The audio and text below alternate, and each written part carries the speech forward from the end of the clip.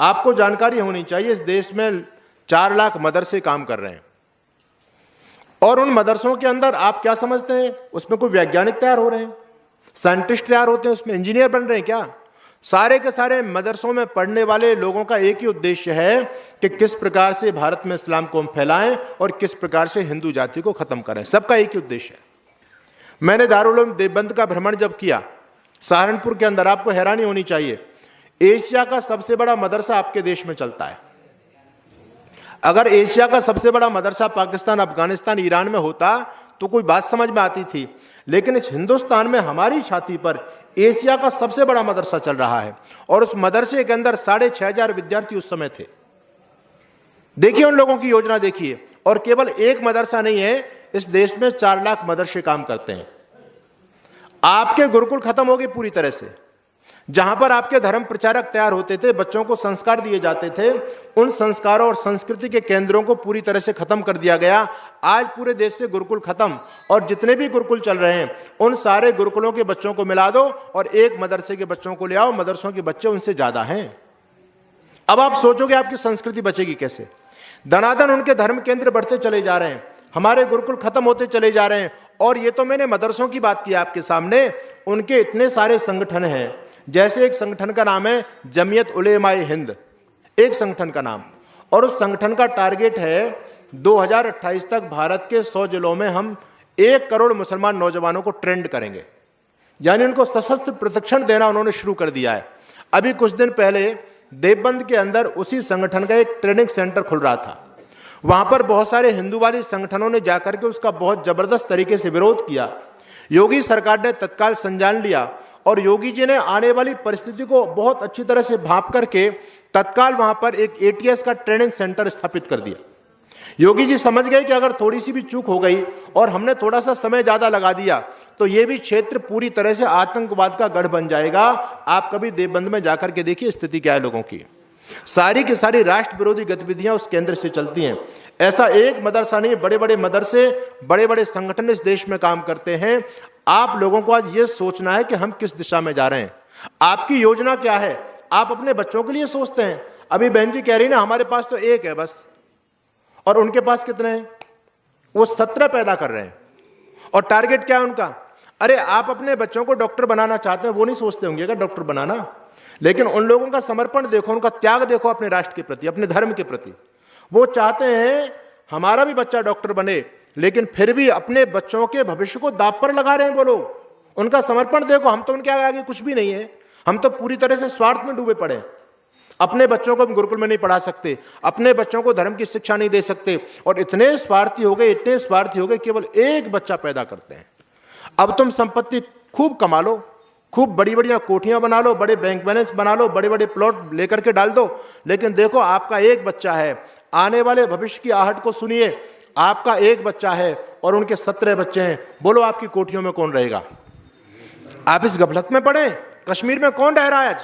सरकार भी उन कश्मीर 4 लाख कश्मीर ब्राह्मणों को आज तक नहीं बसा के आ पाई है, और अभी कुछ लोगों को भेजा था तो उन्होंने चुन चुन करके गोलियां मार दी उनमें। और हिंदू इतना कायर डरपोक, एकदम 2 मरे और एकदम वहां से पूरी कश्मीर वास्तव में दोबारा से खाली हो गई।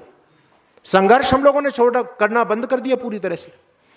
अलवर के अंदर देखो उनकी योजना मैं आपको बता रहा हूं, और आपको उनकी योजनाओं से सबक लेना पड़ेगा यदि अपनी धर्म और संस्कृति बचाना चाहते हो तो। अलवर के अंदर एक डॉक्टर साहब से मेरी मुलाकात हुई, और मुलाकात इसलिए हो गई, जयपुर के अंदर एक बहुत बड़ा कार्यक्रम चल रहा था, मैं उस कार्यक्रम में पहुंचा, संघ का कार्यक्रम था, और उसमें एक डॉक्टर साहब थे अलवर के, अभी भी हैं वो, उन्होंने करोड़ों रुपए का दान दिया। जब उन्होंने दान दिया तो वहां के आयोजक लोग उनका बहुत बड़ा सम्मान कर रहे थे कि बहुत बड़े दानी है, करोड़ों रुपए उन्होंने दान दिया है हमको। कार्यक्रम जब समाप्त हुआ और मेरा डॉक्टर साहब से जब परिचय हुआ तो हमने पूछा, डॉक्टर साहब ये जो है आपको इतनी बड़ी प्रेरणा कैसे मिली? तो डॉक्टर साहब कहते हैं कि स्वामी जी ये लोग तो भोले भाले मेरी व्यर्थ में प्रशंसा कर रहे हैं, लेकिन वास्तव में मैंने कोई दान नहीं दिया, मैंने तो अपने धन का सदुपयोग कर लिया। और ये संसार के लोग, हमारे भारत के लोग भामा शाह को बहुत बड़ा दानी मानते हैं, लेकिन मैं कहता हूं भामा शाह बहुत ही चतुर व्यक्ति थे, बहुत समझदार व्यक्ति थे। भामा शाह ने समय की आहट को समझ लिया और समय रहते निर्णय ले दिया, सारी की सारी संपत्ति राणा प्रताप के चरणों में डाल दी। उसकी संपत्ति देश के काम आ गई, धर्म बच गया, संस्कृति बच गया और भामाशाह का भी नाम इतिहास में अमर हो गया। अगर भामाशाह महाराणा प्रताप को अपनी संपत्ति नहीं देते तो क्या बताओ भामाशाह की संपत्ति सुरक्षित रह सकती थी? वो तो अकबर के हाथ लगने वाली थी। तो भामाशाह ने तो समय पर बहुत अच्छा निर्णय लिया। वो कहते हैं कि स्वामी जी मेरे साथ भी ऐसा ही कुछ हुआ। मैं डॉक्टर हूं, मेरी पत्नी भी डॉक्टर है, मेरा बेटा एक है वो भी डॉक्टर और मेरी पुत्र वधू भी डॉक्टर है। परिवार में 4 प्राणी है, चारों की चारों डॉक्टर, मैं सरकारी डॉक्टर हूं। हमारा बड़ा क्लिनिक है, कई हमारी कोठियां शहर के अंदर। एक बार क्या हुआ, एक मुसलमान दंपति हमारे पास इलाज कराने के लिए आया और उसकी पत्नी गर्भवती नहीं हो पा रही थी, उम्र काफी हो गई थी। मैंने लगभग 1 साल तक उनका इलाज किया और इलाज करने के बाद जब मुझको सफलता नहीं मिली तो मैंने जैसे उनको सॉरी बोला कि भाई अब आप मां नहीं बन पाएंगी, आप बच्चा पैदा नहीं कर पाएंगे, तो वो दोनों पति पत्नी बड़े हताश हो गए, निराश हो गए। कहते मैंने संयोगवश पूछ लिया क्या इससे पहले कोई बच्चा नहीं हुआ आप लोगों पर? तो कहते हैं जी बच्चे हमारे 9 हैं। जब उन लोगों ने कहा कि हमारे 9 बच्चे हैं तो मुझको बड़ा आक्रोश आया, गुस्सा आया और मैंने उनकी शक्ल की तरफ देखा। मैंने कहा भले आदमी, तुम्हारे पास 9 बच्चे पहले से हैं और तुम बच्चा पैदा करके क्या करोगे? तुम्हारे पास प्रॉपर्टी कितनी है, खेती बाड़ी कितनी है? कहते खेती बाड़ी तो कुछ नहीं है। मकान कितने? बोले 3 कमरे हैं, 3 कमरों का मकान है हमारा। तुम करते क्या हो? कहते केले बेचते हम तो। डॉक्टर साहब ने कहा भले आदमी, तेरे बच्चों का भविष्य क्या बनेगा? इन बच्चों के लिए तू एक एक कमरा भी बना पाएगा अपनी जिंदगी में? कहां ये तेरे बच्चे रहेंगे? तेरे 9 बच्चे तो पैदा कर लिए, इनका कैरियर क्या बनेगा? इनको तू दे करके क्या जाएगा? इनको घर ना मकान, तू कहां इन बच्चों को बसाएगा? तो वो डॉक्टर साहब के मुंह पर बोलता है, क्योंकि मेवात का क्षेत्र है और मेवात में मुसलमान इतनी ज्यादा संख्या उनकी बढ़ गई। आपको जानकारी होनी चाहिए 19 साल में 50 गांव से हिंदू खत्म हो गया मेवात के अंदर। पुलिस भी जाने से डरती है, उनके गांव में पुलिस नहीं जाती है मेवात के अंदर। सरेआम गौकशी करते हैं और हमारे गोरक्षा के नौजवान जब पहुंचते हैं गोरक्षा दल के तो उनको भी जान की बाजी लगानी पड़ती है। कितने हमारे नौजवानों ने वहां शहादत दी है, तब जाकर के गाय बच पाती हैं। इतनी बड़ी मतलब पूरी तरह से पाकिस्तान बन चुका है। वो व्यक्ति घबराया नहीं, उसने डॉक्टर साहब के मुंह पर कह दिया डॉक्टर साहब आप हमारे बच्चों की कैरियर की चिंता छोड़ दो। अरे आप लगे तो हो कैरियर बनाने में, इतनी प्रॉपर्टी आपने कब्जा रखी है, इतनी प्रॉपर्टी कमाई है, प्रॉपर्टी किसके काम आएगी? ये आपकी इतनी बड़ी 4 मंजिल की कोठी है, कौन रहेगा? आपका तो एक बच्चा है, हमारे जो 9 बच्चे इसी कोठी में तो आकर के रहेंगे। बस कुछ दिन की बात है, जिस लंबी सी गाड़ी में आप चल करके आते हो ना, इस गाड़ी पर हम ही चलेंगे। ये तुम्हारे जो प्लॉट पड़े हैं, इन प्लॉटों पर हमारे बच्चे रहेंगे। तुम किस भूल में हो डॉक्टर साहब? तुम्हारा एक बच्चा है और तुमने इतनी सारी प्रॉपर्टी पैदा कर ली। वो व्यक्ति कहता है कि हिंदू तो ऐसा मूर्ख व्यक्ति है जो एक बच्चा पैदा करता है और एक बच्चे को सीधा डीएम बनाना चाहता है, डीसी बनाना चाहता है। वो कहता है हम 17 बच्चा पैदा करेंगे और हम अपना पीएम बनाएंगे। जिस दिन भारत की गद्दी पर हमारा पीएम बैठेगा उस दिन हमारा पीएम सेलेक्ट करेगा कि डीएम कौन बनेगा। तुम तो व्यर्थ में परेशान हो रहे हो। ये उन लोगों की योजना चल रही है। लोगों का होमवर्क हो गया पूरी तरह से। लोगों ने यहां तक सोच लिया कि ये क्षेत्रपाल चौधरी का मकान हमारे नाम से, ये ठाकुर की प्रॉपर्टी हमारे के नाम से, ये गुर्जर की राजपूत की हमारे नाम से हो जाएगी। इतने प्रकार के षड्यंत्र इस समाज में चल रहे हैं। आप लोग देखिए हर जगह से आप लोग खत्म होते चले जा रहे हैं। आज जरा ये चिंतन कर लो, कैराना की स्थिति क्या हुई? भाग गया हिंदू वहां से। अच्छा एक बात बताओ, हिंदू हर जगह से पलायन कर रहा है, हर जगह से पलायन करता है। कश्मीर से भाग गया और कहां आया भाग करके? जहां पर हिंदू ज्यादा थे वहां से आकर के वहां बस गए। वो कैराना से हिंदू भगा तो कहां चला गया? जहां पर हिंदू ज्यादा है वहां पहुंच गए। तो जहां जहां से हम अर्थला से भगते हैं, बंगाल से भगे, बिहार से भगे, जहां से भी हम लोग भाग रहे हैं, पूर्वी उत्तर प्रदेश से भाग रहे हैं, हिंदू जहां पर कम हो गया उसको वो स्थान छोड़ना पड़ता है और बेच करके नहीं जाता, फ्री में छोड़ करके भागता है। एक भी पैसा नहीं मिलता है। देख लो जाकर के कैराना वालों की क्या स्थिति है। घर पर बोर्ड लगा हुआ है मकान बिकाऊ है, कोई लेने वाला ही पैदा नहीं है। और वो लोग खरीदेंगे क्यों? उनको पता ये तो रह नहीं सकता। वो जो शांति दूत वहां रह रहे हैं उनको पता है इसको एक पैसे देने की आवश्यकता नहीं है। उनमें बड़ी यूनिटी है, बहुत एकता है उन लोगों में। हमारे यहाँ तो गद्दार भरे पड़े हैं। ऐसी परिस्थिति आ जाए तो तमाम लेने के लिए तैयार हो जाएंगे। वो कहेंगे मैं उससे ज्यादा दे दूंगा, वो कहता नहीं मैं उससे ज्यादा दे दूंगा। लेकिन उनमें यूनिटी देखो, एक भी मुसलमान खरीदता नहीं है, हिंदू खरीद नहीं सकता। आखिर आदमी करे क्या? वो व्यर्थ में ही मकान को छोड़ करके चला जाता, फ्री फंड में छोड़ के चला जाता। तो हालात यहां तक मतलब आपको आज सोचने की आवश्यकता है कि वो लोग कितने मतलब एक षड्यंत्र के तहत आगे बढ़ते चले जा रहे हैं। आप जहां पर कम होते चले गए, आप स्थान को छोड़ते चले गए, वो ज्यादा हो गए, आप वहां से छोड़ के भाग गए। अच्छा बताओ, आज तो आप सुरक्षित स्थान पर पहुंच गए जहां पर हिंदू ज्यादा है। लेकिन वर्तमान समय में हिंदू घट रहा है या बढ़ रहा है? हम दिन प्रतिदिन घटते चले जा रहे हैं, और वो दिन प्रतिदिन बढ़ते चले जा रहे हैं खरपतवार की तरह, खूब दनादन। किसी के 11 लो, किसी के 23 लो, किसी के 17 लो, किसी के 15 लो, इतने इतने बच्चे पैदा कर रहे हैं। आपका एक बच्चा है, आज जहां पर आप सुरक्षित स्थान की तरफ भगे हैं, कल वहां पर वो उनकी मेजोरिटी बढ़ेगी, आपकी संख्या कम पड़ेगी, फिर आप कहां जाओगे? मान लीजिए आपने फिर वो भी स्थान छोड़ दिया, आपको पता चला भाई वहां पर हमारे भाई हिंदू ज्यादा रहते हैं, वहां जाकर के बसेंगे। वो बीमारी तो पूरे देश में फैली हुई है मुसलमानों की। आप कहां पर सोए हुए हैं? सब जगह आप जहां पर जाएंगे वहां पर पहले से वो बीमारी मौजूद है, और वो हर जगह आपकी पीछा कर रही है, जनसंख्या बढ़ाने में लगी हुई है। हालात ये होने वाले हैं कि आपके पास में कोई स्थान मिलने वाला नहीं है। कहां जाओगे बताओ? अफगानिस्तान से तो लोग दौड़ करके भारत में आ गए थे शरण लेने के लिए, क्योंकि उनको पता थी कि भारत में हमारी जान की रक्षा हो जाएगी। लेकिन आप बताओ, क्या हिंदुओं को दुनिया में कोई शरण देने वाला देश है? सिवाय हिंद महासागर में डूब मरने के अलावा हमारे पास कोई चारा नहीं है।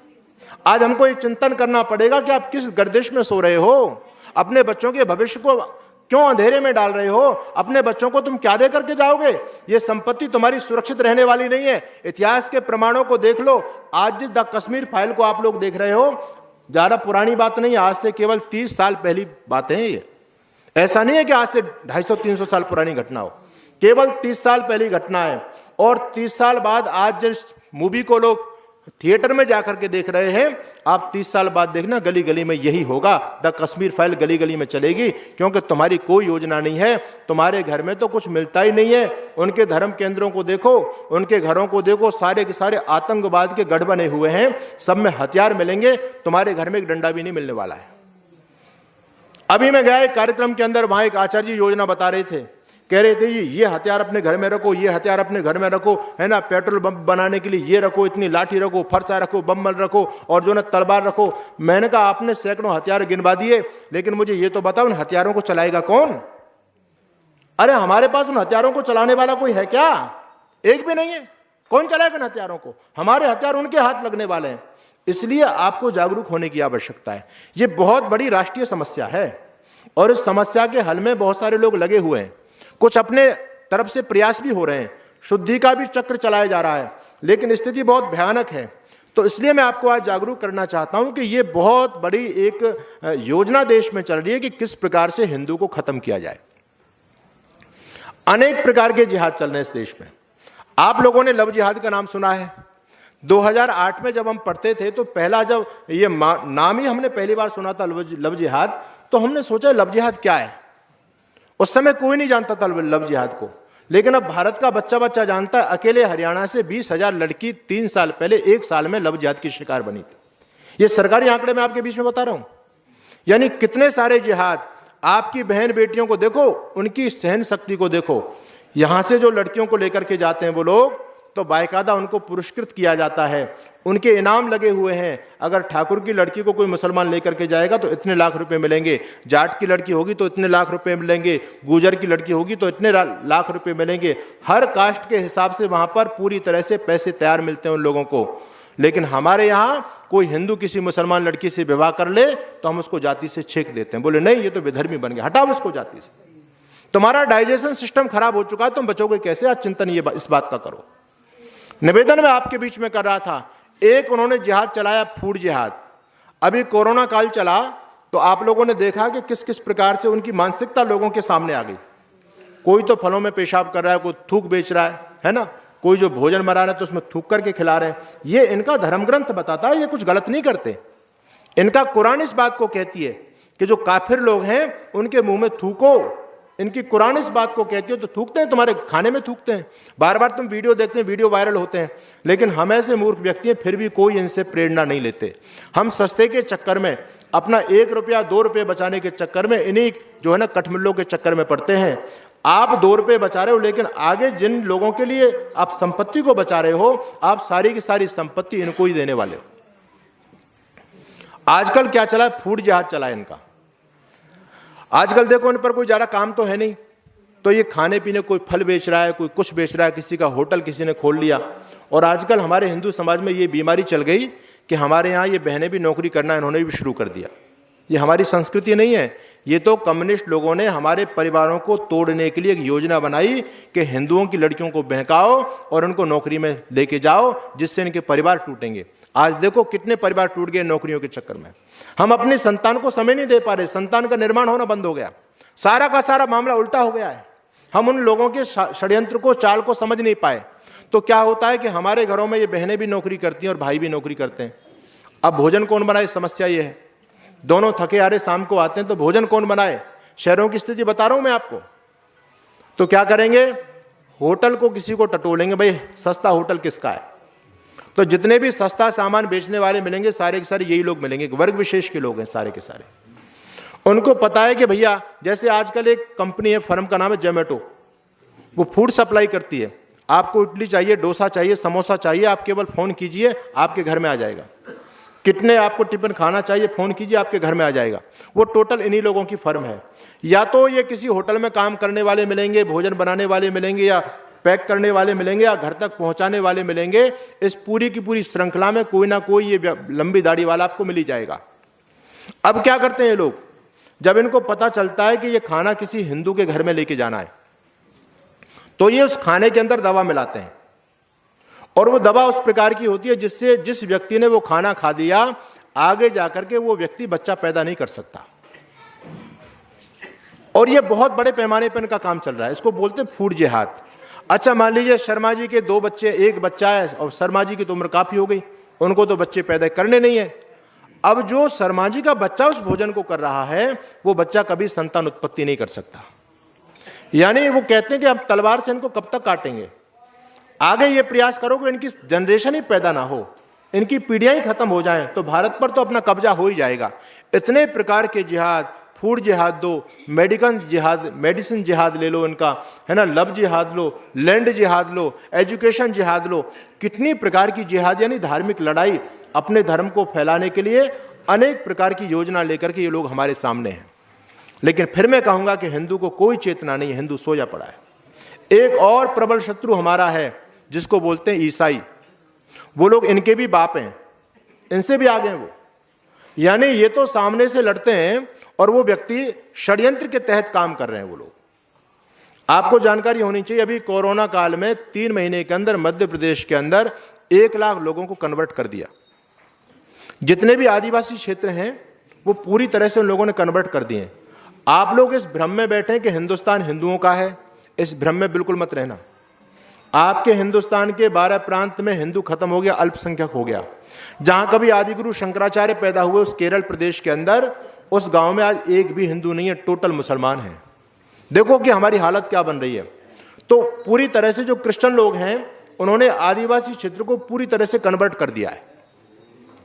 और उन लोगों ने हम लोगों को गफलत में, भ्रम में रखने के लिए अपनी बुद्धि का प्रयोग किया। वो अब क्या काम करते हैं, अब व्यक्ति का धर्म परिवर्तन कराते हैं लेकिन नाम नहीं बदलते। पहले क्या करते थे, धर्म परिवर्तन कराते समय नाम बदलते थे वो लोग, लेकिन वो समझते अगर नाम बदलेंगे तो लोगों को पता चल जाएगा कि यहाँ तो हिंदू खत्म हो गया। तो इनके विचारों को बदलो, अंदर से इनको कन्वर्ट कर दो, नाम बदलने की कोई आवश्यकता नहीं है। जैसे आप लोगों ने देखा, एक व्यक्ति का नाम था, वहाँ का जो छत्तीसगढ़ का मुख्यमंत्री था ना, अजीत जोगी, नाम था उसका अजीत जोगी। आपको क्या लगता है वो व्यक्ति कौन होगा नाम से? हिंदू। अरे योगी यानी हमारे योगी जी का ही भाई होगा कोई, हम तो यही समझेंगे। लेकिन वो व्यक्ति कौन था?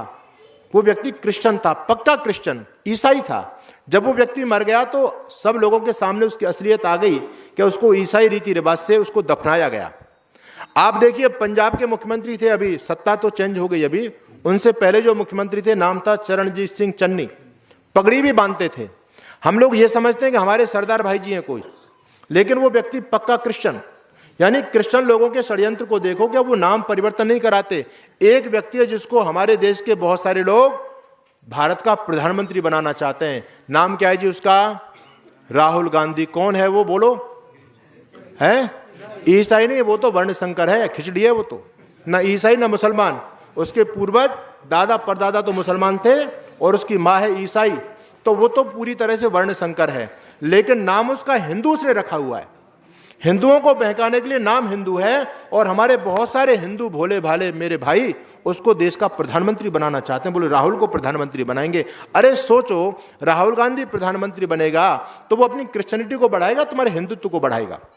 जब इनकी सरकार थी तो छत्तीसगढ़ के अंदर बहुत बड़ा इन्होंने सरकारी तंत्र पर पैसा खर्च करके पूरे की पूरे क्षेत्र को कन्वर्ट कर दिया इन लोगों ने। तो इसलिए सावधान और जागरूक रहने की आवश्यकता है। आपको हैरानी होगी कि एशिया का सबसे बड़ा चर्च आपके देश में बन रहा है। पंजाब के जालंधर जिले में एशिया का सबसे बड़ा चर्च बन रहा है और आपका एशिया का सबसे बड़ा मदरसा भी आपके देश में है। अब आप देखो कि आपके पास क्या बचने के आसार हो सकते हैं। एशिया का सबसे बड़ा चर्च जहां पर पूरी तरह से फादर तैयार किए जाएंगे, क्रिश्चियनिटी के प्रचारक तैयार किए जाएंगे, जहां हमारे हिंदू भाइयों को कन्वर्ट किया जाएगा, वो हब पूरी की पूरी पंजाब, आज वर्तमान समय में पंजाब सबसे बड़ा ईसाइयों का गढ़ बन चुका है। और आपके हरियाणा के अंदर ऐसे ऐसे गांव है जहां पर पूरा की पूरा गांव क्रिश्चियन बन गया। कैथल जिले के अंदर एक गांव है, अब उस गांव में कोई मंदिर नहीं, मंदिर है, मंदिरों में जाता कोई नहीं है, पूरा की पूरा गांव क्रिश्चियन बन गया है। अब ये आग आपके घरों तक आ रही है। इसलिए आप अपने आप को बचाना चाहते हो तो अपने बच्चों को संस्कारों से जोड़ दो, अपनी संस्कृति से जोड़ दो। अगर आपने अपने बच्चों को संस्कार नहीं दिए तो बच्चे कन्वर्ट होने में कोई समय नहीं करेंगे।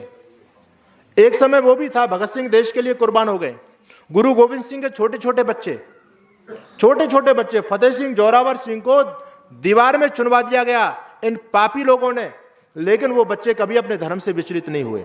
लेकिन आज का हमारा नौजवान है, उससे जब हम कहते हैं तो कहते हैं स्वामी जी तुम तो व्यर्थ में परेशान हो रहे हो। अरे मुसलमानों की भी हुकूमत देश में आ गई तो मुसलमान भी तो जीने का ऑप्शन देंगे। वो भी ये कहेंगे भैया या तो मुसलमान बन जाओ या मार दिया जाएगा, हम तो मुसलमान बन के जी लेंगे। अगर क्रिश्चियन लोग इस देश में उनकी सत्ता आ गई तो वो भी ये कहेंगे या तो क्रिश्चियन बन जाओ, हम क्रिश्चियन बन करके जी लेंगे। तो हम लोगों का धरातल यहां तक गिर चुका है।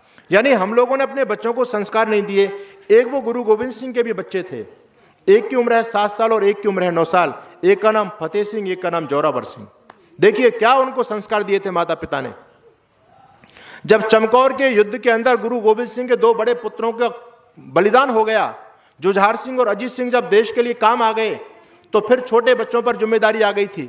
और आपको हैरानी होगी, उन छोटे छोटे बच्चों को मुसलमान लोगों ने कैद कर लिया। और आज भी आप कभी जाइए सरहिंद के किला में, पटियाला के पास में वो किला है, कभी जाकर के देखना उन मोटी मोटी दीवारों को जहां पर गुरु गोविंद सिंह के छोटे छोटे बच्चे इन पापियों ने दीवारों में चुनवा दिए थे।